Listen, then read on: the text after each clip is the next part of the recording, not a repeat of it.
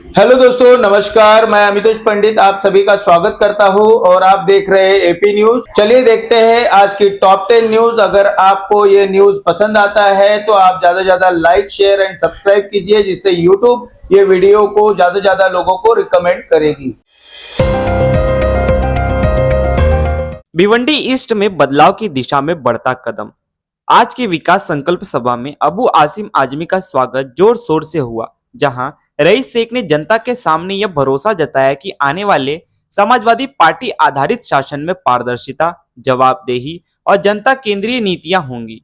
Konus में यह कहा गया कि भिवंडी की आवाज अब बदलाव की मांग कर रही है और चुनाव के नजदीक आते ही पार्टी तैयार है भरोसेमंद, विकास उन्मुख शासन देने के लिए।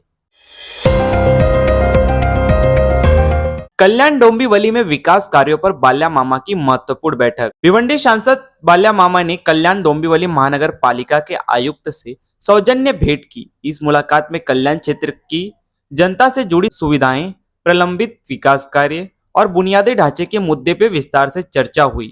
बाल्या मामा ने इन कार्यों को तेजी से आगे बढ़ाने का अनुरोध किया। राजस्थान के सीकर शहर में वायु प्रदूषण का कहर। सीकर में वातावरण की गुणवत्ता अचानक बिगड़ने से सांस लेने में दिक्कत वाले लोगों की संख्या बढ़ गई है। स्थानीय प्रशासन ने बताया कि 22 मरीज अस्पताल में भर्ती हैं, जिनमें 15 बच्चे भी शामिल हैं। एडीएम रतन लाल ने कहा कि प्राथमिक जांच में पास की पट्टी में कपड़ों की जलाने की क्रिया को दोषी माना जा रहा है और इस पर मामला अभी चल रहा है। वहीं राज्य प्रदूषण नियंत्रण बोर्ड को त्वरित कार्रवाई करने के लिए तैनात किया गया है।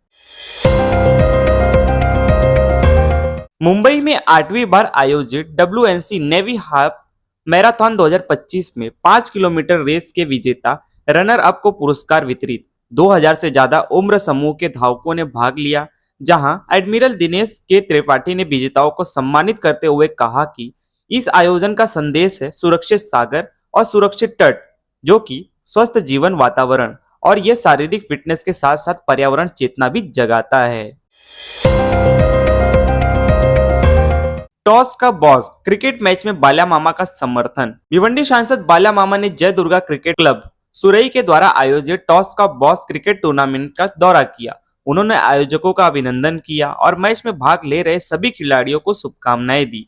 इस मौके पर स्थानीय खेल संस्कृति को आगे बढ़ाने और युवाओं को प्रेरित करने का सकारात्मक माहौल मिला। भिवंडी ईस्ट में युवा सभा में भरोसा दिखा। भिवंडी ईस्ट में आयोजित युवा बैठक में रईस शेख ने बताया कि लोगों ने उन्हें गहरी उम्मीदें दी। उन्होंने कहा कि समाजवादी पार्टी के महाराष्ट्र अध्यक्ष अबू आसिम आजमी तथा राज्य कार्याध्यक्ष यूसुफ अबरानी का जोरदार स्वागत हुआ, जिससे उनका संकल्प और दृढ़ हुआ। आने वाले भिवंडी निजामपुर म्यूनिसिपल कॉरपोरेशन चुनाव को ध्यान में रखते हुए उन्होंने पूरी लगन से भिवंडी के भविष्य की तैयारी करने का वचन दिया। भिवंडी निजामपुर महानगर पालिका का मुख्य भवन के आसपास शुरू हुई सड़क मरम्मत। Bhiwandi Nizampur city municipal corporation ने अपने मुख्य कार्यालय भवन के चारों ओर सड़क मरम्मत का काम प्रारंभ कर दिया है। इस कार्य का लक्ष्य ट्रैफिक को सुगम बनाना और नागरिकों के लिए बेहतर सुविधाएं सुनिश्चित करना है। पूरे क्षेत्र में नागरिकों से सहयोग की अपील की गई है और इस पहल को स्थानीय लोगों द्वारा सकारात्मक प्रतिक्रियाएं भी मिल रही हैं। भरोड़ी गांव में लंबी सड़क समस्या पर कार्रवाई का भरोसा। कपिल पाटिल ने भरोड़ी गांव में उपोषण स्थल पर ग्राम स्थलों से मुलाकात की, जहां कारशेड निर्माण के कारण बच्चों और लोगों को बड़ी दूरी तय करनी पड़ रही है। अधिकारियों के साथ सकारात्मक चर्चा के बाद ग्रामीणों की समस्याएं स्वीकार की गईं और भुयारी मार्ग के लिए रेल मंत्रालय से संपर्क करने का आश्वासन दिया गया। सुरेश गोपीनाथ म्हात्रे की जनता दरबार बैठक। मानकोली स्थित जनसंपर्क कार्यालय में आयोजित इस बैठक में बाल्या मामा ने स्थानीय नागरिकों से सीधे संवाद किया, जहां लोगों ने प्रशासनिक अड़चनों, विकास कार्य और रोजमर्रा की समस्याओं को रखते हुए अपनी आवाज उठाई। उन्होंने प्रत्येक नागरिक की बात ध्यान से सुनी और समस्या का समाधान के लिए संबंधित अधिकारी से तुरंत संपर्क करने का भरोसा दिया। ग्लोबल पीस ऑनर्स कार्यक्रम में मुख्यमंत्री देवेंद्र फडणवीस का शहीदों को श्रद्धांजलि संदेश।